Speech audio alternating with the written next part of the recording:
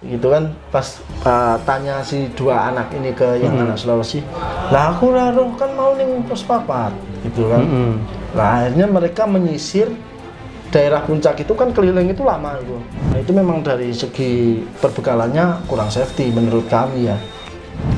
Di sini memang waktu itu masih musim hujan dan masih kalau bahasa Jawa itu musim ke-9, musim ke-9 itu memang petir bersama hujan itu masih lagi deres-deresnya. Itu maksudnya sudah mereka sudah kehilangan jejak. Ya, sudah tidak bersama rombongan. Nah, itu kan itu serasa kalau misalkan pencarian ini ditutup kayak nggak boleh gitu loh. Yang ngerasa siapa yang ngerasa? Yang ngerasa itu masing-masing dari anak-anak base camp, dari yang ditinggal di sini, relawan-relawan yang masih di sini. Itu kayak gimana ya? Aku durung hilang gitu. Iya, aku itu durung hilang. Aku kayak di sekitar situ aja itu.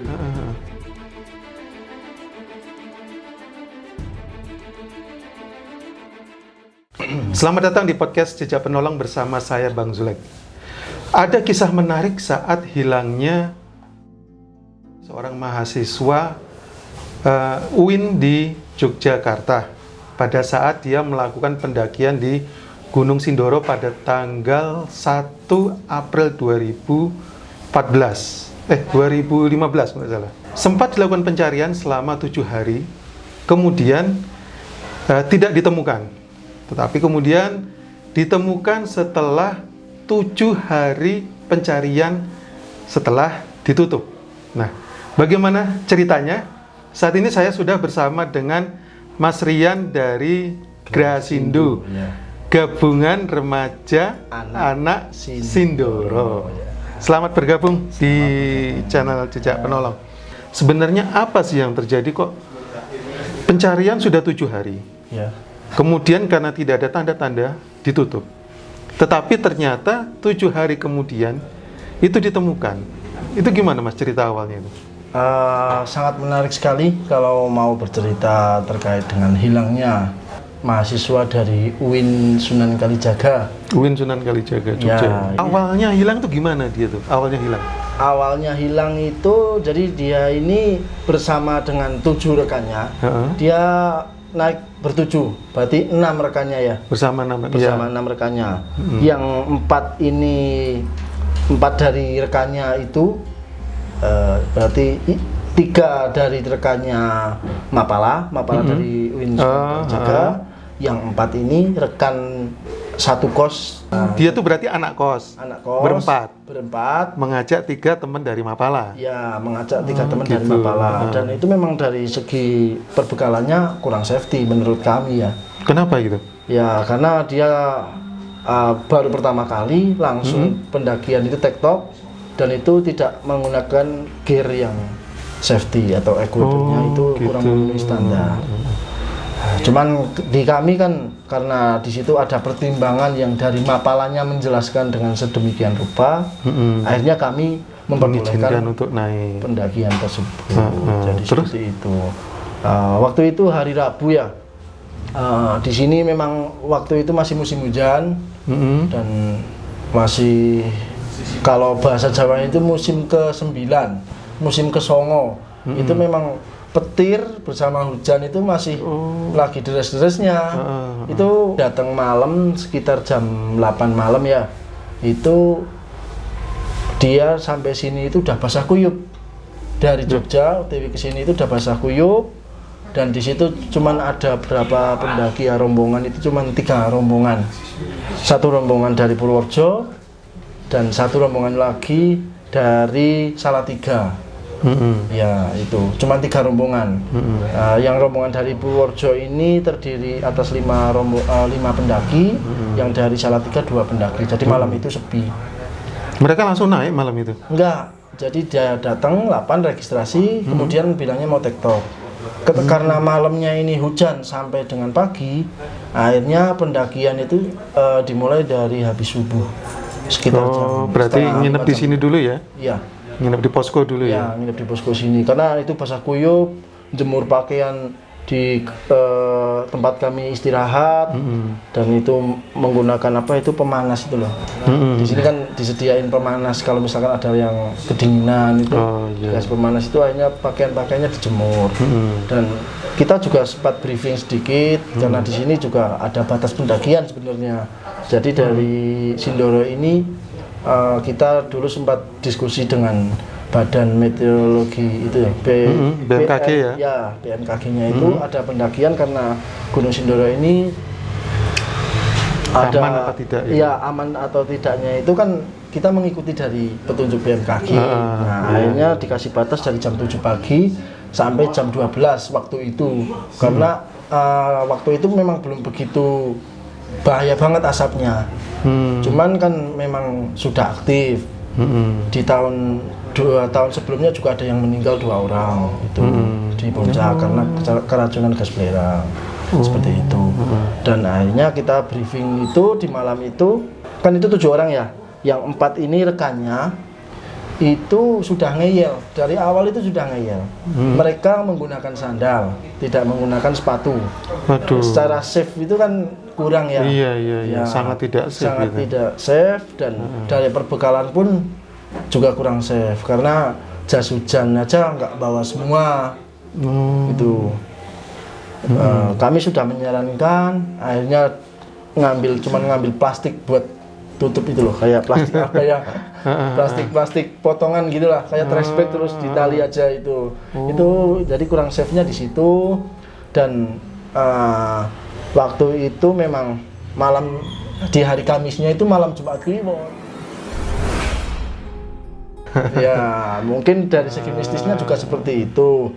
Dan dibalik cerita dari teman-temannya, almarhum sendiri itu sudah dari berangkat awal itu kurang apa? Kayak seperti menantang akan adanya mistis itu. Saya itu nggak percaya terkait dengan mistis. Kayak apa sih di gunung itu? Saya mau coba naik Sindoro. Itu terus menantang. Nah, dari balik mistisnya ini, ketika pendakian pagi itu jam 11 siang hujan di sini. Di atas pun juga seperti itu. Kita pemantauan kan, ketika di atas juga hujan. Memang sambil kita kabarin karena kan batas pendakian jam 12 itu. Terus kita kadang juga ada sinyal di atas. Meskipun kadang ada petir, mereka kadang memberikan sinyal SMS ke base camp. Karena waktu itu juga Android belum begitu enggak seperti sekarang ya. Iya, enggak seperti sekarang. Enggak populer ya. Enggak populer. Waktu itu masih BBM. Masih BBM ya. Ya, BlackBerry Messenger ya. Itu waktu itu.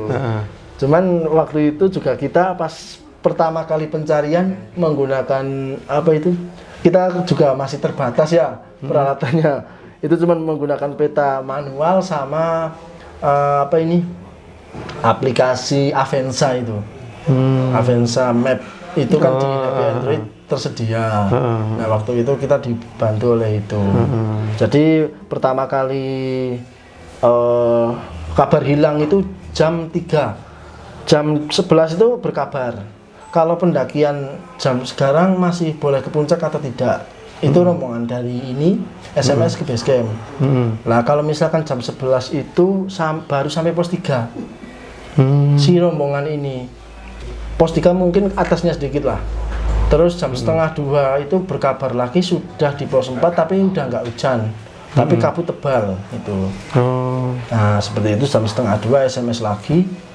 Dan jam 3 itu memberikan kabar lagi bahwa temennya ini yang sudah kehilangan jejak. Itu maksudnya mereka sudah kehilangan jejak. Ya, sudah tidak bersama rombongan. Nah, itu kan jadi pertanyaan besar. Di situ cuman 3 rombongan yang waktu itu naik. Dan ditambah itu kan yang naik hari Kamisnya pagi ya, yang 3 rombongan, dan yang hari Rabu itu ada 2 rombongan. Nah, jadi dari pos 4 itu mereka jalan itu nggak bareng. Yang 3 Mapala Uin itu, 3 Mapala Uin ini nggak berani karena mereka kan sesuai normatifnya yang mereka pegang, karena aturan di base camp sini jam 12 tidak boleh summit. Itu kan hanya stay di mereka, pos 4. mereka megang itu berarti. Ya, tetap memegang prinsip itu ya, jam 12 nggak boleh summit nggak gitu boleh ya. summit. Cuman yang 4 ini tetap, karena mereka kan baru pertama kali naik gunung, kalau nggak sampai puncak katanya. Nah, kalau pendaki sekarang kan gitu, kalau nggak sampai puncak itu, puncak adalah tujuan utama. Iya, keselamatan iya. sekian kalinya mungkin seperti itu. Kok bisa ya kayak gitu. Nah, ini dari jalan ke puncaknya ini, jalannya sendiri. Itu pertama dia memaksakan summit itu sendiri. Yang anak Sulawesi itu? Ya, pertama itu jam 1:30 itu. Kemudian mengikuti selang 15 menit. Nah, yang 2 ini kan cewek cowok. Meskipun satu kos tapi cewek cowok itu kayak kontrakan itu katanya. Yang ngontrak gitu loh. Nah, cewek cowok ini nyusul di belakangnya mungkin beberapa menit lagi. Pokoknya agak lama gitu. Nah, itu ketika di puncak, yang 2 anak yang belakangan ini ketemu sama yang pertama naik. Yang hari Rabu ya? Bukan, yang si yang anak Sulawesi. Oh, udah turun? Jadi ketemu di puncak. Oh, ketemu di puncak. Ya, ini kan jalan pertama anak Sulawesi. Kemudian 2 anak dari rombongan cewek cowok. Nah, otomatis kan harusnya baru ketemu ini. Iya, anak Sulawesi kan? Itu ya? Iya. Kok malah yang 2 ini langsung ketemu yang dari Sulawesi. Dan di atas cuma bertiga itu sama orang yang salah 3 itu ketemunya. Itu kan lo gitu kan pas tanya si 2 anak ini ke yang anak Sulawesi, lah aku roh kan mau ning pos 4 gitu kan. Nah, akhirnya mereka menyisir daerah puncak itu kan, keliling itu lama itu. Kalau keliling puncak itu sekitar 1 jam kurang lebih ya. Nah, itu menyisir selama 3 kali nggak ketemu. Ini dibantu sama 2 orang yang dari Salatiga itu. Nah, itu nggak ketemu. Akhirnya mereka memutuskan untuk turun karena udah jamnya itu kan udah dari sore ya sore, dan bau belerang ini, asap belerang semakin berbahaya ketika nggak ada sinar matahari kan. Itu kan bahaya. Nah, akhirnya mereka memutuskan turun. Ya, itu laporan ke base camp. 1 jam itu sudah kehilangan jejak itu. Katanya memang kabut itu jarak pandang cuma 5 meter gitu. Berarti pada saat mereka rombongan berempat itu ya, Sulawesi dulu naik 15 menit, kemudian berapa menit kemudian si 2 orang itu ya, cowok cewek ya, itu kondisinya berkabut. Berkabut, jarak pandang 5 meter. Padahal tapi itu bukan hutan kan? Bukan hutan. Itu kalau dari pos 4 ke atas itu padang ilalang, dan dulunya itu padang edelweiss gitu ya. Cuman sekarang sudah jadi hutan mati karena panas dari aktivitas Gunung Sindoro dan kena asap belerang itu. Tapi dia nggak tinggi kan ya? Nggak tinggi, itu cuman paling bahu. Artinya tuh kalau seginilah. Artinya kalau misalkan kabut itu mulai menipis, berarti yang belakang tuh masih bisa melihat. Bisa harusnya. Nah, mistisnya juga di situ karena memang di pos 4 itu menantang. Saya diberikan cerita sama yang 3 Mapala ini. Menantang bahwa mana keluar kamu yang ada di sini. Gitu. Ngomong sampai segitunya? Iya. Sampai segitu. Di atas dia ngomong. Di pos 4 itu. Nah, di balik mistis. Ini memang seperti itu. Itu kan saya hanya meneruskan cerita dari anak Mapala yang dari UIN ya? Iya, Mapala dari UIN itu. Itu sebenarnya nggak begitu kenal. Memang si 4 ini waktu itu kan 2015 pendakian belum begitu tren ya. Nggak kayak sekarang ya. Kayak sekarang. Itu memang mengajak Mapala ini untuk safety-nya katanya. Jadi dari Mapala juga kadang memberikan pendampingan ketika ada mahasiswa yang mau mendaki gitu. Padahal mereka ngajak 3 Mapala itu sebagai pengaman mereka ya, tetapi mereka acuhkan malah. Mereka acuhkan karena itu puncak adalah tujuan utama, keselamatan nomor sekian. Itu. Terus akhirnya begitu nerima kabar hilang dilakukan pencarian gitu. Jadi waktu itu jam 4:30 itu kabar ke base camp itu, kita yang di base camp sempat tidak begitu percaya awalnya ya. Karena Sindoro ini kayak mudah gitu loh. Dirasa itu mudah, maksudnya kayaknya kalau nyasar itu nggak mungkin lah. Di tahun-tahun sebelumnya nggak pernah ada orang nyasar di situ. Nah, terus tetap kan untuk keamanan dari pendaki kan kita tetap melakukan pencarian pertama. Saya sendiri itu bersama rekan yang bernama Rizal itu yang sekarang sudah nggak tinggal di base camp atau maksudnya sudah vakum di base camp. Itu melakukan pencarian ke atas. Berangkat dari sini setelah maghrib sampai sana itu sekitar jam setelah habis isya ya jam 8 itulah. Karena kan kita sering naik jadi cepet. Itu yang rombongan dari berarti tinggal 6 ya. Tinggal 6 itu kita cari malahan nggak ketemu di malam waktu itu. Malam waktu itu nggak ketemu sama yang rombongan si. Nah, mereka neduh numpang di bawah pos 4. Jadi waktu itu belum ada batas pendakian untuk camp. Kalau sekarang kan campingnya terakhir itu di Sunrise Camp. Kalau dulu masih bisa di bawahnya pos 4. Nah, kita nyari sampai sana karena mungkin udah istirahat capek dengan pencarian mereka sebelumnya itu. Kita bertemu itu sekitar setelah subuh.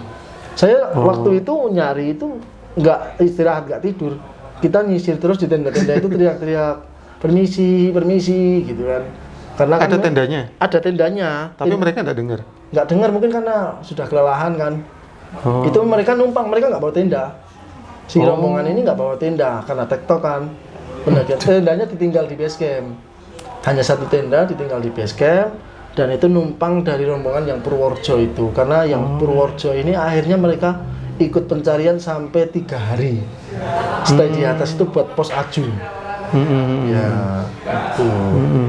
Nah, itu saya pas nyisir ke atas itu lihat di pos 4 itu kan sampai pos 4 pas malam itu. Itu cuman lihat tulisan terakhir dari rombongan mereka. John, aku tunggu di pos telu. Terus TTD rombongan itu Uin. Itu ya itu pakai kertas sudah basah karena kan waktu itu hujan ditutupin plastik itu malam itu cuman lihat itu akhirnya kita nyisir yang nyari temennya ini dan ketemu itu setelah subuh ya mungkin udah agak terang sedikit sebelum sunrise itulah. Itu bangun kita istirahat di yang pos aju itu kita tungguin di situ ternyata benar istirahat di situ kan. Nah itu mereka kehabisan baterai. Katanya pas waktu sore itu masih komunikasi. Sama? Berarti masih bisa komunikasi? Katanya masih bisa, cuman itu kowe ning ndi gitu doang. SMS terakhirnya itu hanya kowe ning ndi. Nah, pas saya kasih power bank buat SMS. Ada SMS masuk. John, aku tersesat neng aliran sungai iki gitu. Nah itu pagi dan itu kan kalau pertama kali SMS masuk itu kan waktunya di jam itu. Kita langsung wah ini jangan-jangan baru aja SMS. Ternyata setelah sekian menit kita tunggu jamnya itu jam 15.42. Berarti kan sore itu.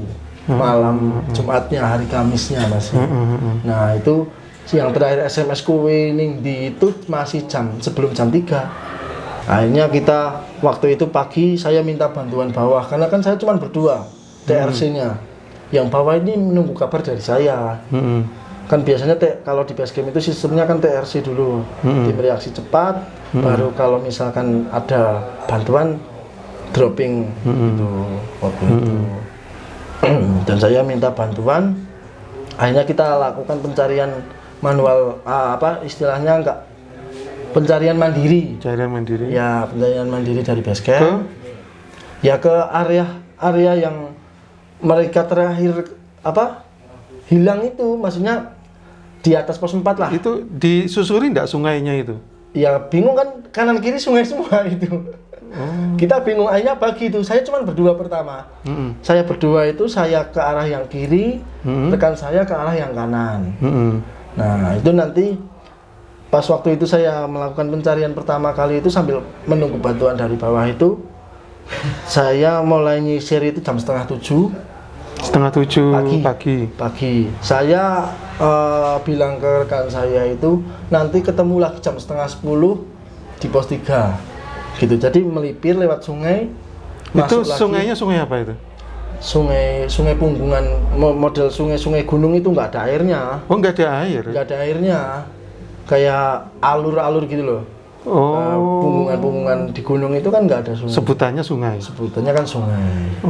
Mungkin karena waktu itu setelah hujan ada aliran air mungkin. Karena pas sorenya itu kan gerimis-gerimis kabut gitu kan ada aliran air. Dan itu waktu pencarian di dua sisi sungai berarti ya? Iya. Itu nggak ketemu? Nggak ketemu, waktu hari Jumat paginya itu nggak ketemu. Nah kemudian dropping itu sampai di atas sekitar jam 11-an itu ya, hari Jumat jam 11 itu kita juga bagi seru itu dan hasilnya juga zong. Yang di bawah ternyata sudah, itu mungkin diskusi di bawah, akhirnya dibuka pencarian umum besar-besaran oleh Basarnas. Itu SMC di bawah pencari Basarnas. Waktu itu Basarnas itu melakukan pencarian kan sesuai SOP-nya kan 7 hari ya. Nah di 7 hari ini banyak sekali fenomena-fenomena yang entah mistik atau kontroversial seperti itu. Apa itu? Ya seperti kadang ada yang sudah melihat si ini, itu rombongan seru loh, bukan sendiri. Tapi dia nggak bisa bicara, si korban ini nggak bisa bicara, ketika didekati hilang gitu. Itu satu seru loh. Seru itu bisa melihat didatengin, tapi itu mungkin sekitar jarak 50 meter, tapi ketika disamper di lokasi dihampiri itu nggak ada. Dan kita waktu itu sampai melibatkan paranormal apalah itu, sampai waktu itu ada yang sangat menarik kontroversial lagi itu, kadang kalau di gunung-gunung di lereng gunung kayak gini kan ada semacam kayak musafir yang dari masjid ke masjid itu ya. Itu orangnya agak kurang. Nah itu datang ke SMC, orangnya dipercaya karena pakaiannya kan pakaian ala-ala ya apa ya, kayak gamis gitu, terus kayak paranormal gitu. Dan kita ngikutin itu sampai lelah malah itu. Sangat menarik sekali itu malah. Lelah gimana? Lah itu kan orang agak kurang, kita turutin, jadi kemauannya itu kita turutin. Sangat bisa ya. Waktu itu banyak sekali, sampai kita itu yang terakhir, pencarian terakhir itu, kalau yang hari ketiga pencarian Basarnas itu kita melibatkan paranormal, anak indigo itu. Anak indigo yang sekitar umur 10 tahun lah. Itu sampai dia itu katanya malam sebelumnya dimimpiin kalau mau ada yang minta pertolongan di Gunung Sindoro. Itu anak indigo daerah sini aja. Itu dikawal dengan Basarnas, dengan safety yang sedemikian rupa, dibantu seru, itu naik sampai pos 4. Dan anak ini akhirnya memang kayaknya itu, kalau si beliaunya bilang itu memang belum bisa dikasih sama yang istilahnya penunggunya Gunung Sindoro itu, karena memang menantang itu tadi. Itu keterangan dari si anak indigo itu bahwa belum bisa diserahkan ke tim, istilahnya seperti itulah. Itu beberapa paranormal pun bilang seperti itu. Dan yang sangat menarik ini, saya jadi pengen ngeluarin ini. Apa ini? Ini peta pencarian.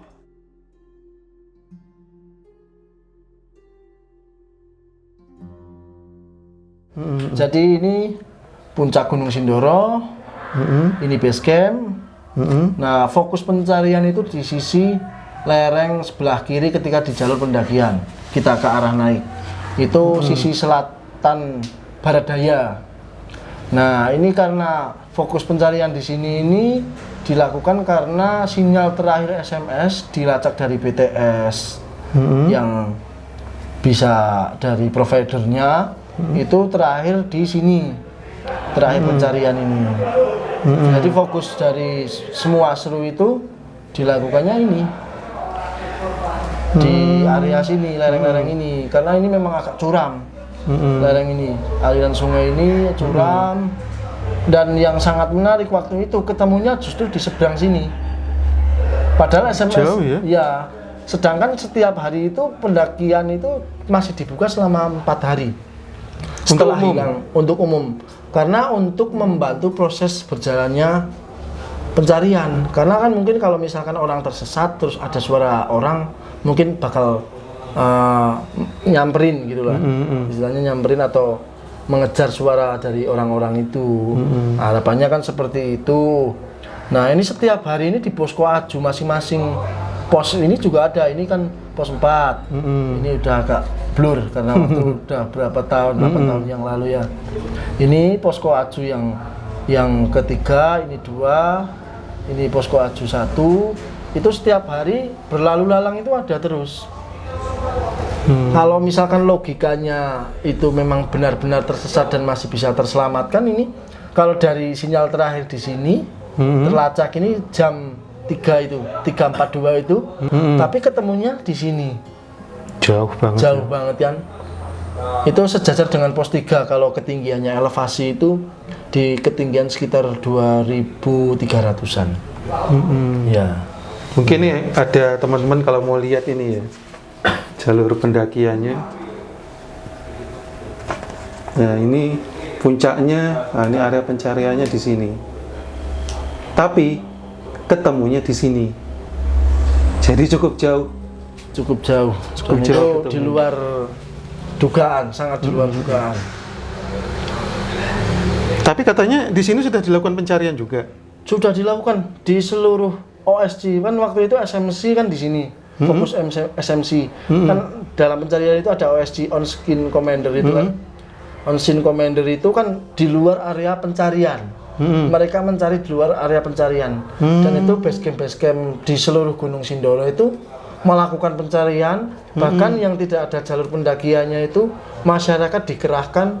Kita ibaratnya memberitahukan kepada masyarakat Gunung Sindoro, entah itu yang masuk di kawasan Kabupaten Wonosobo sampai Temanggung, karena kan Sindoro ini terbagi 2. Itu kita laporan ke pemerintah setempat yang di Kabupaten Wonosobo sama Kabupaten Temanggung, itu bahwa yang masyarakat yang berada di lereng Gunung Sindoro ini diharapkan membantu pencarian. Jadi hari ke-7 itu. Hari ke-7. Hari ke-7 itu dilakukan pencarian besar-besaran itu. Melibatkan seluruh base camp. Seluruh base camp, seluruh masyarakat yang ada di lereng Gunung Sindoro. Oh, berarti bukan cuma satu sisi berarti. Bukan kan, cuma satu sisi, seluruh sisi itu. Dan area yang ditemukannya itu sudah disisir juga. Sudah bolak-balik disisir. Sudah bolak-balik itu. Ini jadi mungkin ya pesan dari apa ya? Pencarian ini tuh kita sebagai makhluk yang apa ya, ibaratnya masih penuh dengan kekurangan itu jangan terlalu jumawa atau apalagi menantang hal-hal yang semacam mistis atau karena memang kita gitu hidup berdampingan. Iya, betul. Karena manusia itu nggak hidup sendiri kan, ada makhluk lain juga. Ada makhluk lain juga. Karena kita diminta untuk percaya hal yang goib kan. Iya. Karena kalau yang di Muslim ya, ada salah satu rukun iman itu kan percaya dengan hal-hal yang goib itu. Kemudian saya lanjut ke yang pencarian lagi. Jadi pencarian itu dilakukan oleh Basarnas itu kan sesuai SOP 7 hari ya. 7 hari, ya. Setelah 7 hari tidak ada tanda-tanda ya, kan ditutup kan kayak gitu ya. Tapi dari pihak keluarga itu masih sangat kecewa ketika Basarnas menutup pencarian itu. Dan akhirnya kita berdiskusi, datanglah malam waktu itu karena ini dari mahasiswa ya. Mahasiswa Jogja. Mahasiswa Jogja. Akhirnya dari SAR Daerah Istimewa Yogyakarta itu datang dengan komando Pak Brotoseno itu.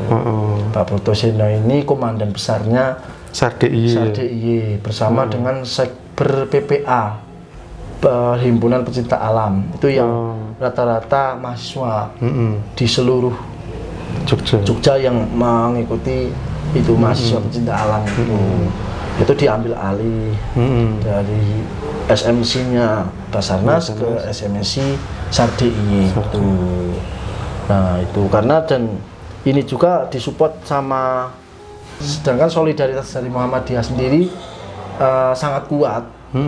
Maka dari itu dari Muhammadiyah itu ada semacam kayak Muhammadiyah Densusmen Management Center. Nah ini nyupport untuk pencarian karena pencarian ini juga membutuhkan effort yang besar, biaya yang besar, upaya yang besar.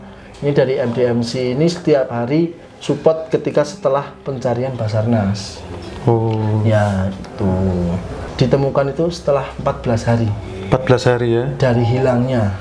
Ya. Berarti setelah 7 hari ditutup, dilanjutkan pencarian lagi oleh SAR DIY dan juga MDMC ya? MDMC. Dan ditemukan di hari ke-7. Nah itu selama 7 hari ini, pertama yang pencarian yang pindah SMC ini, itu serasa kalau misalkan pencarian ini ditutup, kayak nggak boleh gitu loh. Yang ngerasa siapa yang ngerasa? Yang ngerasa itu masing-masing dari anak-anak base camp, dari yang ditinggal di sini, relawan-relawan yang masih di sini, itu kayak gimana ya? Aku durung hilang gitu. Iya, aku itu durung hilang. Aku kayak di sekitar situ aja itu.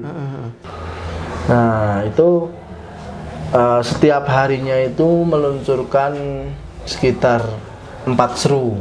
Yang satu rusuhnya terdiri dari 15 orang per harinya itu. Per hari 15, 4 su berarti 60 ya. Orang itu yang 2 itu sesuai SMC, Suspicion Commander, yang 2 lagi On Scene Commander, OSC. OSC itu kan di luar area fokus pencarian. Nah itu jadi setiap harinya seperti itu. Dan yang di hari ke-11 berarti kalau 4 hari ke-4 pencarian SMC SAR DIY ini, itu dari salah satu seru itu relawan dari Sekber PPA terdiri 7 orang lagi ada dari rekan-rekan basecamp termasuk Mas Lahar itu itu menemukan jenazah yang sudah menjadi tengkorak. Jadi pencarian ini itu kayak di film itu pencarian terakhir itu. Mirip banget. Berarti ada selama proses pencarian tim itu menemukan kerangka manusia ya? Iya, kerangka manusia, dan itu diperkirakan udah lama. Karena udah ya, posisinya di mana ditemukan itu? Itu di bawah puncaknya yang dari sisi lereng Bansari. Oh, berarti bukan jalur sini ya? Bukan jalur sini. Itu cuman ditemukannya itu ada bekas kayak bekas terperosok gitu loh.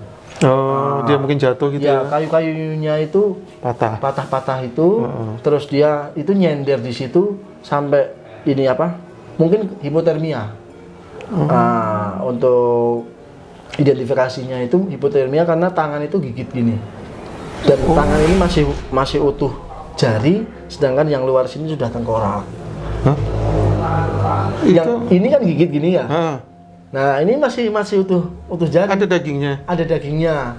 Dan pakaian yang sini ini masih nempel, cuma udah ada di tengkorak. Yang bawah ini masih ada kulit dan daging-dagingnya gitu loh, yang makanya jenis kelaminnya bisa. Cowok apa cewek itu? Itu laki-laki. Awalnya yang menemukan itu kan di hari 11 itu ya. Itu dikira perempuan karena apa ini tulang dari rusuk yang sini kan seperti kayak pakaian dalam wanita itu loh, kayak bahasa kasarnya BH atau itu dalaman wanita itu. Cuman ketika yang hari ke-12-nya kita evakuasi ke atas menemukan itu ternyata ini laki-laki. Soalnya alat kelaminnya juga masih utuh itu. Dan masih utuh. Kalau ada dokumentasinya, tapi ya itu enggak. Iya. Kalau pengen lihat ya nanti bisa japri off the record itu. Fotonya off the record. Ya, off the record itu. Pencarian yang setelah Basarnas ini, itu karena ini kan ada SAR DIY bersama dengan Muhammadiyah dan Susmen itu MDMC itu. Jadi dua dari masing-masing apa ini instansi tim atau ya istilahnya organisasi itu pengen saling apa ya menunjukkan bahwa idealismenya itu seperti ini gitu. Jadi waktu itu sebelum Seru berangkat itu selalu terjadi apa ya istilahnya gesekan. Seru berangkat pasti ada gesekan. Seru berangkat pasti ada gesekan. Dan itu MDMC ini mendirikan posko sendiri di kampung sebelah. Justru tidak satu induk di sini.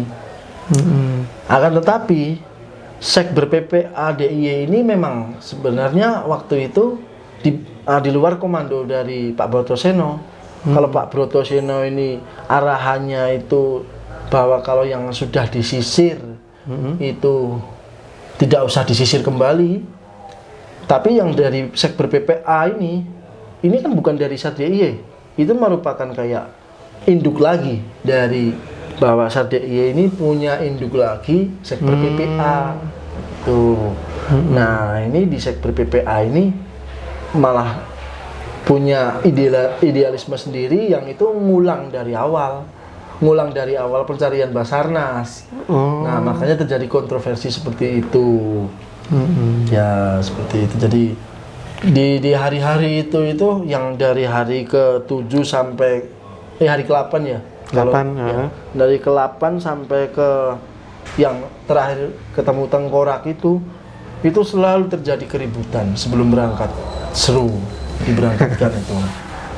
Sering terjadi gesekan, kadang sampai berebut logistik kan.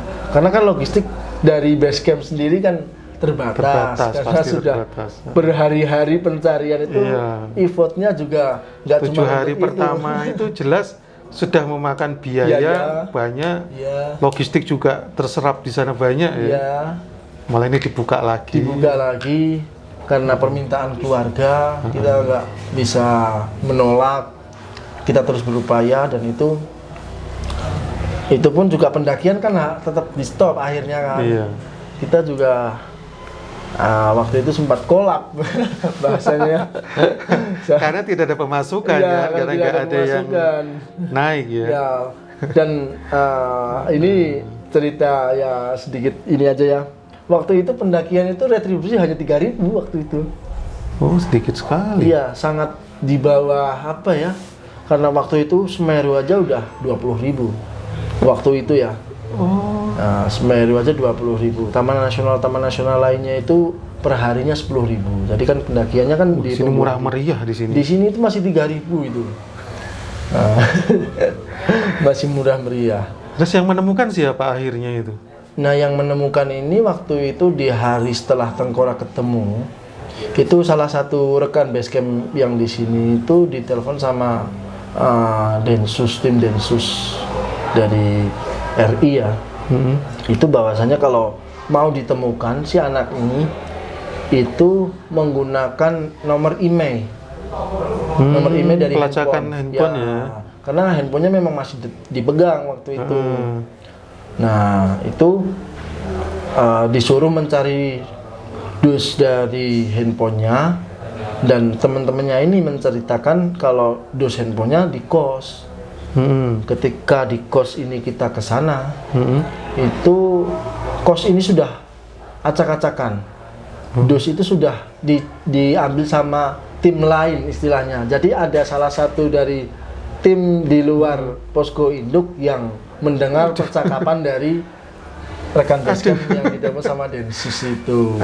Jadi kalau di pencarian seperti ini tuh pengen idealismenya ingin tampil ya. Tampil, nah seperti itu, ingin tinggi bendera istilahnya seperti itu. Dan mereka yang menemukan? Iya, ternyata itu yang akhirnya menemukan dari tim ini. Yang mengambil duluan? Iya. Dusnya itu ya? Iya.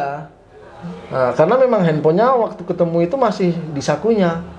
Itu posisi dia terperosok, kakinya patah. Pas ketemu itu, tapi muka sudah agak hancur lah ya, karena udah 14 hari. Mungkin meninggalnya diperkirakan di hari ke-4 ke-5.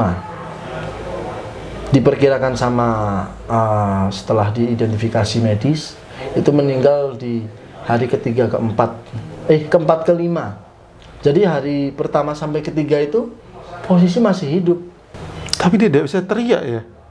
Nah itu anehnya di harusnya situ. Kan 3 hari dia masih punya tenaga kan untuk teriak, terus kemudian HP-nya juga harusnya bisa dipakai ya. Harusnya bisa dipakai, cuman ya karena dia dari awalnya saja udah dari segi mistis punya niat tidak baik ya buat naik ya. Buat naik, dan safety-nya juga kurang. Mungkin mau minta tolong sudah kehabisan tenaga. Dan makan terakhir pun kan dia pagi itu sebelum naik itu. Kan mereka hanya membawa perbekalan roti. Saya pertama kali ketemu sama yang 6 orang itu di pagi harinya ya, hari Jumat pagi itu jam 4:30 pagi. Itu mereka sudah gak punya logistik sama sekali, karena mereka cuma bawa roti pack kecil itu sama minum air mineral itu cuma bawa kecil. Per orang botol kecil itu 1. Itu kan sangat minim sekali. Seperti itu. Sudah perbekalannya minim, tidak punya pengalaman. Ya, menantang pula. Ya, mungkin banyak pesan menguak kasus yang tengkorak itu tadi. Karena kalau si tengkorak ini nggak ditemukan kan istilahnya tidak dimakamkan selayaknya gitu ya. Si tengkorak ini padahal nggak ada identitas, tapi kan tetap kan di akhirnya dimakamkan secara layak. Entah itu siapa. Nah ini untuk menguak dari kasus itu kan sisi positifnya. Cuman sisi buruknya juga banyak. Ketika pendaki ini kurang safety, kurang perbekalan, dan terlalu jumawa dengan dirinya, tidak istilahnya menantang alam. Yang mana alam ini penuh dengan ketidakpastian kan. Ketika kita ke alam bebas ini kan banyak hal-hal yang tidak pasti. Bahkan kita perumpamaan aja, analoginya ini, ketika kita di sini sedang cuaca cerah, di gunung bisa saja badai. Itu kan alam alam bebas itu kan penuh dengan ketidakpastian. Tapi perbekalannya sangat minim. Ya kan. Akhirnya hari ke-14 dievakuasi dan langsung dievakuasi itu, terus dimakamkan di hari ke-15-nya. Langsung dibawa ke mana? Ke Klaten. Ke Klaten, ya, ke keluarganya. Aduh. Kalau mendengar ceritanya dari Mas Rian ini, ceritanya Mas Rian ini ternyata memang banyak masalah yang terjadi pada saat pencarian. Ada konflik kepentingan, kemudian termasuk masalah cuaca juga kan, yang pasti kan, hujan juga. Tiap hari hujan pasti akan menyulitkan tim SAR di lapangan. Tim itu flying camp itu ketika satu serunya itu biasa 2 malam. Satu seru, padahal itu satu seru areanya cuma sekitar 200 meter. Menyisir 200 meter itu satu seru itu 2 malam, 3 hari 2 malam. Itu butuh effort yang sangat tinggi. Sangat tinggi itu waktu itu. Ya semua dari berbagai aspek itu, dari mental diuji kan karena waktu hujan badai, ya kan. Dari segi mental yang mistiknya, karena memang dia itu menantang. Seperti itu. Oke, Mas Rian, terima kasih ceritanya. Ini banyak yang tidak kami ketahui, akhirnya bisa kami ketahui dengan ceritanya Mas Rian ini, bahwa bukan pencarian biasa, tetapi ada unsur mistisnya juga, karena sudah melibatkan paranormal juga, sudah melibatkan anak indigo, bahwa ternyata kalau pesan anak indigo itu tadi, ini tidak kami keluarkan dulu. Ya. Karena dia sudah menantang kami, gitu ya. Dan kalau dari kata si indigo ini memang disukai sama ratunya. Ratu Sindoro. Iya, Ratu Sundoro. Aduh. Sundoro itu kan perempuan. Kalau Sumbing itu kan laki-laki. Oh, Sindoro Sumbing itu laki perempuan, berarti. Iya. Sindoro Sumbing, perempuan laki-laki. Laki-laki seperti itu. Oh, ternyata jadi ada lagi ceritanya, ternyata disukai sama ratunya Sundoro. Ratu Sundoro. Iya, dan nggak boleh dibawa pulang waktu itu. Sebelum saatnya. Mungkin ya sukmanya masih di sana sekarang mungkin. Tapi kita kan nggak tahu, ya. Karena kita beda alam. Iya, kita beda alam. Kita bukan paranormal. Paranormal ini. Para apa ya? Para pencari, para penolong ya. Para penolong. Lagi terima kasih Mas Rian. Ceritanya sangat luar biasa. Semoga dengan cerita dari Mas Rian ini memberikan gambaran kepada masyarakat bahwa dalam melakukan pencarian itu tidak cuma ilmu yang berbicara, tetapi juga ada hal-hal di luar nalar yang terlibat di dalam.